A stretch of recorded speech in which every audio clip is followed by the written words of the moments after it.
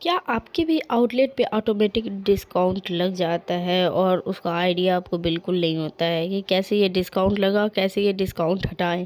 तो चलिए ये दोस्तों इसी पे आज ब्लॉग बनाते हैं। हेलो दोस्तों, राधा वल्लभ श्री हरिवंश, कैसे हो आप सब? होप आप सभी अच्छे होंगे। तो स्वागत है आपका हमारे एक और नए ब्लॉग में। और यहाँ पे पनीर भुर्जी विद 2 आलू पराठा आया था और पनीर मसाला विद 4 तवा रोटी आया था। तो पनीर मसाला 4 तवा रोटी मैंने बना के पैक कर दिया और यहाँ पे मैं भुर्जी बना रही हूँ और उसे चेक कर रही हूँ कि नमक वगैरह ठीक है कि नहीं। यहाँ पे देखिए भुर्जी बन चुका है। ये 150 ग्राम भुर्जी होता है, 2 आलू पराठा के साथ कॉम्बिनेशन होता है जो कि मस्त लगता है। जो भी प्योर वेजिटेरियन है ना, उन्हें भुर्जी तो एक बार ज़रूर ट्राई करना चाहिए। मैंने भुर्जी की रेसिपी अपने यूट्यूब चैनल पर डाल रखा है।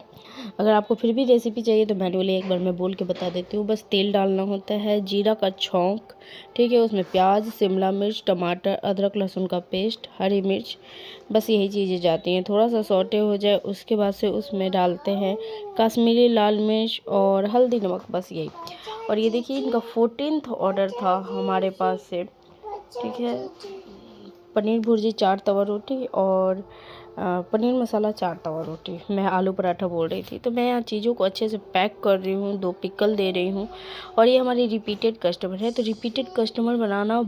और फाइनली अब मेरे टोटल 8 आउटलेट हो चुके हैं जिसे मैं अकेले हैंडल करती हूँ बिना किसी स्टाफ के। हस्बैंड और मैं खुद इसे मैनेज करते हैं 2 बच्चों के साथ, ठीक है। ये मेरा छोटा वाला बेटा है। तो देखिए पनीर भुर्जी 4 तवा रोटी और पनीर मसाला 4 तवा रोटी निकल चुका है। और यहाँ पे मैं साफ़ सफाई कर देती हूँ। कभी भी ऑर्डर होता है ना, तो ऑर्डर ख़त्म होते के साथ सबसे पहले मैं साफ़ सफाई करती हूँ ताकि हाँ मुझे काम करने में मज़ा आए और हाइजीन रहता है तो अच्छा लगता है कि हाँ।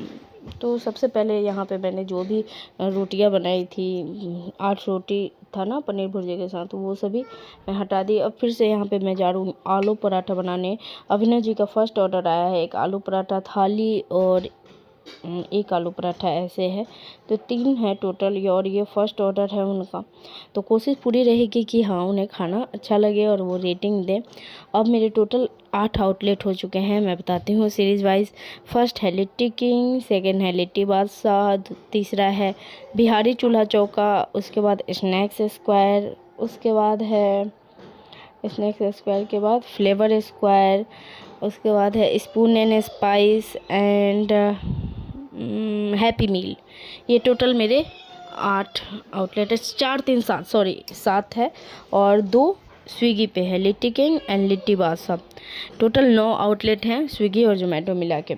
तो आते हैं ऑटोमेटिक ऑफ़र के लिए। मेरे पास बहुत सारे डीएम भी आ रहे थे, इंस्टा पे भी बहुत सारे डीएम आ रहे थे कि ऑटोमेटिक ऑफ़र लग जाता है, उसे कैसे हटाएं, ठीक है। ये जोमेटो खुद कर देता है, जो जोमेटो मैनेजर आपके असाइन होते हैं वो खुद कर देते हैं ताकि आपका ग्रो हो, ठीक है। जोमेटो आउटलेट जो आपका है वो ग्रो हो। लेकिन इसमें जो ऑनर है, क्लाउड किचन ऑनर, उनको बहुत ज़्यादा नुकसान हो जाता है, ठीक है। ग्रो तो हो जाता है लेकिन बहुत ज़्यादा नुकसान हो जाता है, ठीक है, क्योंकि उनको कुछ मार्जिन नहीं बचता। बीच बीच में ये चीज़ें मैं बहुत फेस कर रही थी।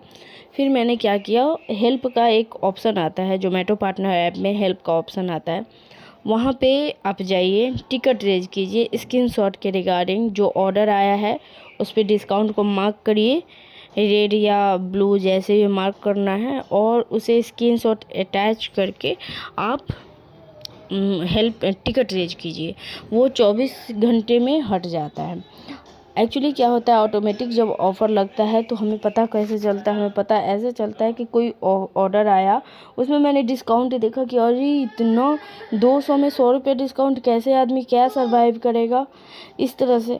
तो थोड़ा सा उस टाइम हमें इरिटेशन भी होता है और गुस्सा भी आता है कि कैसे क्या किया जाए। उस समय पहले पहले मुझे भी समझ में ये चीज़ें नहीं आती थी, लेकिन अब धीरे धीरे ये सब चीज़ें समझ में आती हैं, ठीक है, कि हाँ कैसे क्या करना है।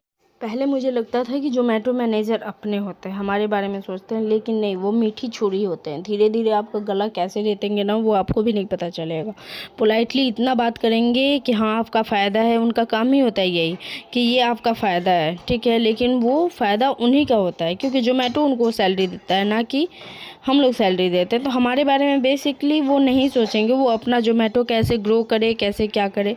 अभी हमारे जो मैनेजर हैं वो हर 1-2 दिन पे 3-4 दिन पे कॉल करेंगे कि मैम ग्रो मैक्स लगवा लीजिए, आपका बहुत अच्छा सेल चला जाएगा। 8 आउटलेट ओपन करने से अच्छा है कि एक पे ही आप। मैं बोली कि एक एड्स पे तो इतना कम मार्जिन बचता है, अगर मैं ज़्यादा और एड्स लगवाऊंगी तो फिर तो 1 रुपया भी मार्जिन नहीं बचेगा, तो उससे अच्छा है मुझे एक्स्ट्रा ही खोलने दीजिए। ठीक है, वो बहुत सम कन्विंस करते हैं कि नहीं आपका इसमें फ़ायदा है, ऐसे नहीं करिए, आप ऐसे करेंगी तो आप अकेले कैसे मैनेज करेंगी। ये सब बातें मतलब आपके साइड से ऐसे बोलेंगे ना कि जैसे लगेगा ना कि वो आप ही के हैं। ऑटोमेटिक ऑफ़र लगा देते हैं, ऑटोमेटिक ऑफ़र लगाने के बाद वो सिर्फ कहेंगे ना कि ये सेंट्रली लगा है। पहले ये चीज़ें मुझे नहीं समझ में आती थी, लेकिन मैंने फिर धीरे धीरे ये चीज़ें समझा और ऑटोमेटिक जो भी ऑफ़र थे उसे मैंने हटवाया। ठीक है, टिकट रेज कर करके बहुत सारे ऑटोमेटिक ऑफ़र लग जाते थे, जैसे 150 पे आपको चला गया 80-90 ऐसे कर करके, तो उसमें कुछ नहीं मार्जिन बचता था। जोमेटो का कमीशन तो है, वो तो फिक्स है, लेकिन ऑफ़र में जो जा रहा है वो रेस्टोरेंट को ही देना है। इस तरह से करके मैं बहुत परेशान हो गई थी। तो मुझे 2-3 डीएम आए, तो मैं सोची इस पे बताती हूँ कि सबसे इजी वे है, आप टिकट रेज कीजिए स्क्रीनशॉट के साथ कि ये ऑफ़र हटना चाहिए, जो भी ऑटोमेटिक ऑफ़र है वो हटाइए, प्रोमो डिस्काउंट हटाइए। इस तरह से आप मैसेज करेंगे, टिकट रेज करेंगे तो 24 से 48 घंटा लगता है, वो हटा देते हैं। ठीक है, तो होप आपको समझ में आ गया होगा। तो देखिए यहाँ पे आलू पराठा लास्ट है और मेरा बेटा आ चुका है मम्मा को ले जाने के लिए कि मम्मा आप चलिए, हो गया। वो मतलब मेरे बिना रह ही नहीं पाता, छोटा बाबू है ना, तो उसको हम ही चाहिए। और किचन में रहता है तो मुझे बहुत डर लगता है कि बहुत कि कब क्या हो जाए कोई नहीं जानता है, इसलिए वो मेरे पीछे पीछे रहेगा, रोएगा कि मम्मा चलो। और मुझे ये सब वीडियो भी देख के इतना रोना आ रहा है ना, क्योंकि इसे नींद आ रही है। ठीक है, बहुत ज़्यादा नींद आ रही है और मैं यहाँ पे पराठे बनाने में बिजी हूँ। देखिए कोई भी चीज़ ना, कोई माँ नहीं चाहती है ना कि उसका बच्चा रोए, लेकिन यहाँ पे मेरा काम ऐसा है, ऑर्डर प्रेशर ऐसा है कि ऑर्डर को हम नहीं छोड़ सकते। ठीक है, उस टाइम हस्बैंड संभालेंगे या फिर मैं संभालूँगी। और मुझे अभी मतलब बैक पेन भी हो रहा है थोड़ा बहुत ज़्यादा कंटिन्यूअसली खड़े रहने से। धीरे धीरे सभी चीज़ें मैंने सोची है कि कैसे कैसे क्या करना है, कैसे क्या करेंगे कि सब सही हो जाएगा। ये 3 आउटलेट जो मैंने खोला है, इसमें मुझे मतलब कि बिल्कुल भी इन्वेस्ट नहीं करना है। देखती हूँ इसका रिस्पॉन्स कैसा है। ठीक है, और इन्वेस्ट भी करेंगे तो बहुत कम, जिससे मतलब कि 2% अभी ग्रो मैक्स का चल रहा है, 2% का ऐड चल रहा है। ठीक है, तो वो मैं ये की हूँ। और 2 ऑर्डर भी आया है, नेक्स्ट ब्लॉग में कभी दिखाऊंगी कि हाँ क्या क्या, और 5 स्टार रेटिंग के साथ आया है। ठीक है, तो चलिए अब इस ब्लॉग को दोस्तों यहीं पे ख़त्म करते हैं। आपके कोई भी सवाल हो तो ज़रूर पूछिएगा, मैं ज़रूर जवाब दूंगी। I got lost tonight under the stars up in the sky. Directions hard to find under the stars up.